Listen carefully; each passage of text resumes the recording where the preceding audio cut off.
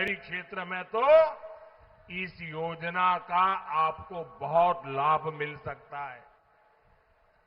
यानी बंगाल की बहनों बेटियों की पढ़ाई, कमाई, दवाई और सुनवाई बीजेपी बहनों बेटियों को हर चीज का भरोसा दे रही है। साथियों, बंगाल में बीजेपी सरकार बनेगी तो उसके लिए वहां के मिडिल क्लास का हित भी सर्वोपरि होगा। मिडिल क्लास सुबह से रात तक मेहनत करता है, बच्चों के सपनों के लिए बचत करता है, हर महीने ईमानदारी से टैक्स भरता है। मिडिल क्लास का जीवन आसान बने, इसके लिए बीते 11 वर्षों में केंद्र सरकार ने अनेक निर्णय लिए हैं। 2014 से पहले जब टीएमसी के समर्थन वाली दिल्ली में एक सरकार चलती थी, उस केंद्र की सरकार तब 2 लाख से अधिक की सालाना आय पर टैक्स लगाती थी। टीएमसी वो सरकार में भागीदार थी, 2 लाख रुपया पर टैक्स लगता था। हमने मिडिल क्लास को टैक्स में भारी छूट दी।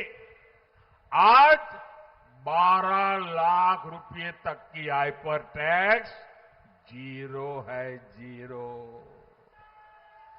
साथियों, 2014 तक कांग्रेस की सरकारों के समय हर चीज पर बहुत ज्यादा टैक्स लगा करता था, लेकिन बीजेपी सरकार ने मिडिल क्लास की जरूरत के अधिकतर सामान पर जीएसटी या तो बहुत कम कर दिया है या फिर जीरो कर दिया है। साथियों, आज आप जो मोबाइल इंटरनेट इस्तेमाल करते हो ना, मोबाइल उपयोग करते हो ना मोबाइल, जरा जोर से बताओ ना। आप लोग करते हो मोबाइल फोन का उपयोग? आप लोग करते हो? वो कांग्रेस के जमाने में बहुत महंगा होता था। कांग्रेस सरकार के समय 1 जीबी डेटा 300 रुपये में आता था। अब वही डेटा सिर्फ 10 रुपये से भी कम में आता है। मोबाइल डेटा सस्ता होने की वजह आज हर मध्यम वर्ग परिवार के हर महीने 4-5 हजार रुपये बच रहे हैं। आपके पक्के घर का सपना भी बीजेपी सरकार की प्राथमिकता है। इसलिए पीएम आवास स्कीम के तहत मिडिल क्लास परिवारों को ब्याज में भी राहत दी जा रही है। साथियों, पहले मिडिल क्लास परिवारों का बहुत बड़ा खर्चा बच्चों की हायर एजुकेशन पर होता था। बच्चों को डॉक्टर बनाने के लिए विदेश भेजना मजबूरी होती थी, लेकिन बीते 11 वर्षों में देश में मेडिकल की सीटें 2 गुना से अधिक बनाई जा चुकी है। इससे मिडिल क्लास परिवार के हजारों रुपये बच रहे हैं। साथियों, अब ये बहुत जरूरी है कि बंगाल के मिडिल क्लास को डबल इंजन सरकार का डबल बेनिफिट मिले।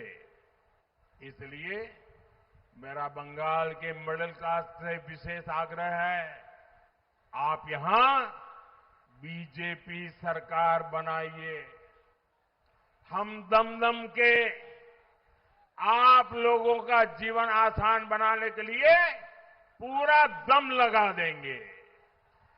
साथियों, भारतीय जनता पार्टी वो राजनीतिक दल है जिसकी बुनियाद में बंगाल के विचार है, बंगाल का प्रवाह है।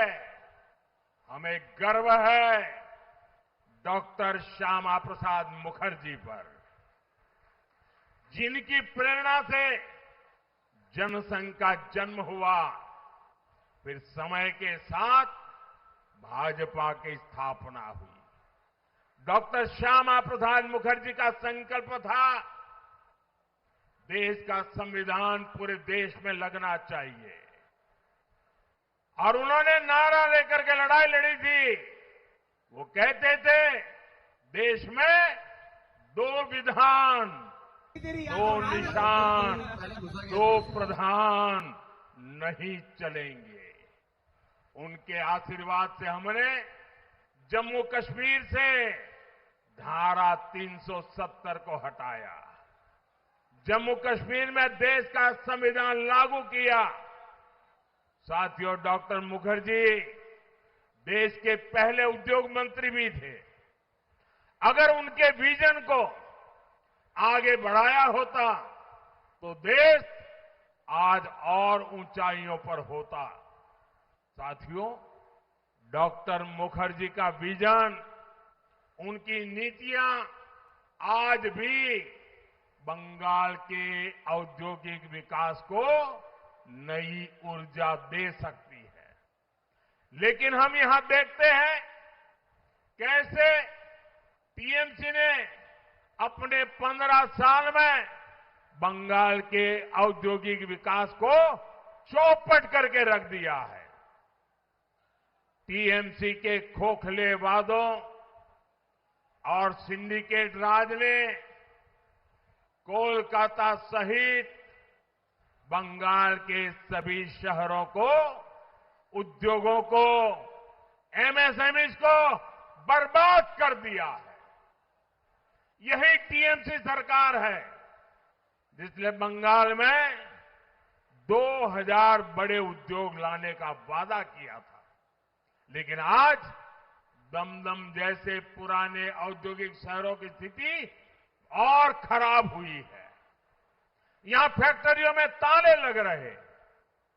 साथियों, कभी देश के दूसरे हिस्सों से लोग रोजगार के लिए कोलकाता आते थे, लेकिन आज युवाओं का पलायन यहां की सबसे बड़ी चुनौती बन गई है। आप स्पोर्ट्स का ही सेक्टर लीजिए, कोलकाता से बड़ा स्पोर्ट्स का हब देश में कहीं नहीं था, लेकिन आज बंगाल के युवा खिलाड़ी भी अच्छे अवसरों के लिए छोड़कर जा रहे हैं। आखिर क्यों? इसका जवाब आपको कुछ समय पहले भी मिला है, जब कोलकाता के ग्राउंड में शर्मनाक तस्वीरें आई। ये टीएमसी के नेता, विधायक, मंत्री सिर्फ यही खेला खेल रहे हैं।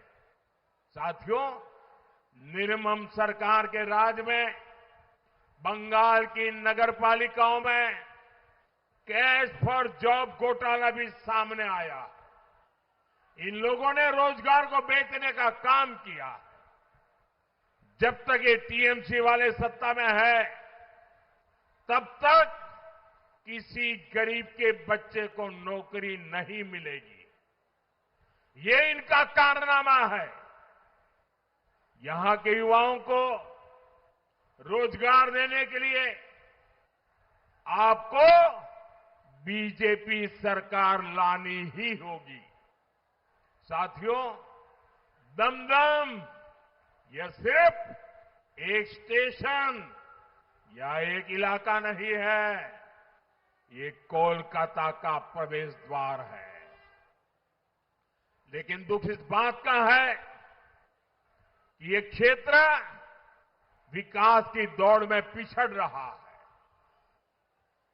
हर मानसून में यहां की गलियां तालाब बन जाती है। आज दमदम का दम पानी में निकल रहा है। साथियों, ये शहर आज भी 150 साल पुराने ड्रेनेज सिस्टम पर निर्भर है, जबकि 5 दशक में आबादी 6-7 गुना बढ़ गई है। कलकत्ता हाईकोर्ट ने बार बार अवैध निर्माण पर टिप्पणी की है, वीआईपी रोड और जेसोर रोड का जाम दम का दम घोंट रहा है। नगर पालिका का बजट हर साल करोड़ों का होता है, लेकिन वो पैसा जनता पर नहीं खर्च हो रहा। मैं आपसे पूछता हूं, क्या कालिंदी और जापुर के हालात बदले हैं क्या? बदले हैं क्या? साथियों, जापुर, मधुगढ़, हर जगह लोग आज पानी की समस्या से त्रस्त है। यहां बैंगजोला नहर उत्तर दमदम की जीवन रेखा है, लेकिन आज वहां अनियोजित विकास ने उसे एक चौक पॉइंट बना दिया है। ये विकास नहीं, जनता की उम्मीदों का विनाश करने का काम हुआ है। साथियों, ये टीएमसी के लोग आपको 150 साल पुराने पाइपों में उलझाए रखना चाहते हैं। कोशिश यही है कि हर बारिश में इनका जुगाड़ वाला टेंडर चलता रहे। आपको याद होगा, कुछ साल पहले दमदम में एक दुखद हादसा हुआ।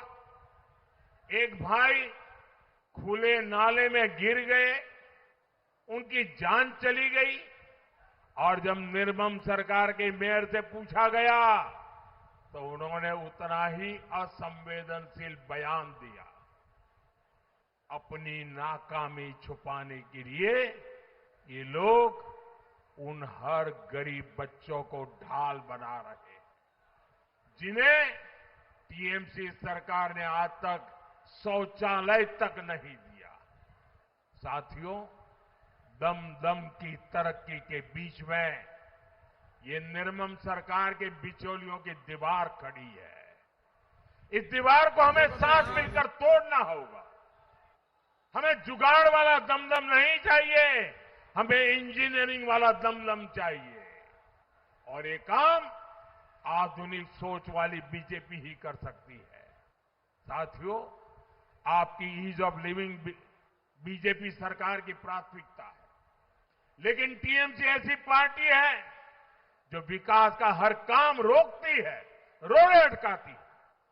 यहां कोलकाता मेट्रो का काम, जो सॉल्ट लेक जैसे बड़े आईटी हब को सीधी कनेक्टिविटी देने वाला है, वो टीएमसी के कारण अटका पड़ा है। टीएमसी इस मेट्रो रूट से जुड़े एक प्रोजेक्ट के एनओसी पिछले 1 साल से अटकाए हुए हैं।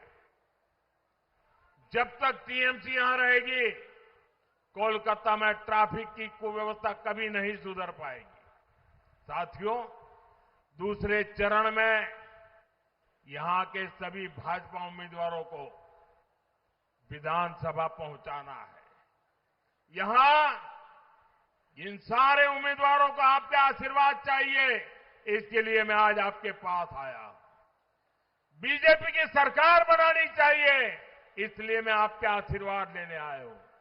बीजेपी का सीएम बनाना चाहिए, इसलिए मैं आपसे आशीर्वाद लेने आया हूं, ताकि पीएम और सीएम मिलकर काम कर सके। पीएम सीएम एक साथे उन्नयन होबे दिने राते।